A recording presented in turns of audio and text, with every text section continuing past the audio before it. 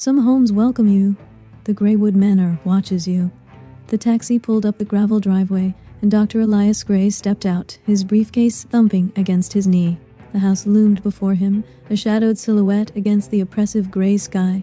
Greywood Manor had always been a myth to him, a name whispered in his mother's letters, never a place he'd seen with his own eyes. Now, it was his.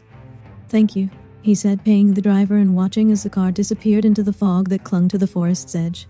The quiet was thick, broken only by the occasional rustle of leaves and the distant call of a solitary bird. The manor looked tired, ivy climbing its sides like veins, windows staring out like blind eyes. He felt an uncomfortable shiver run down his spine, but he shrugged it off as nerves. Inside, the air was heavy with dust and the scent of long-forgotten lives. The furniture was draped in sheets, the floorboards creaking beneath his feet as if complaining of his intrusion.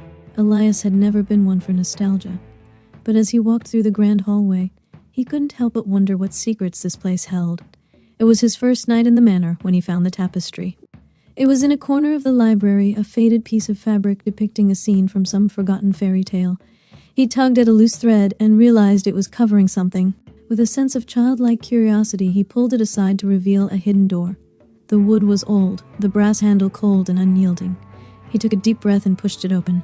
The room beyond was unlike any he'd seen in the rest of the house.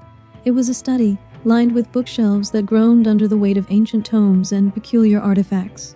A large desk was in the center, a silver candelabrum casting a flickering light over the dusty surface. And in the corner, a mirror, tall and ornate, its frame twisted into intricate patterns that seemed to shift and writhe in the candlelight. Elias approached the mirror, wiping a layer of dust from the glass to reveal his own reflection. His eyes were bloodshot from the long journey and lack of sleep. He stared into his own gaze, feeling an uncanny pull towards the glass. It was then that he heard it, a faint whisper that seemed to come from the very walls themselves. "Welcome home, Elias." He spun around, heart racing, but the room was empty.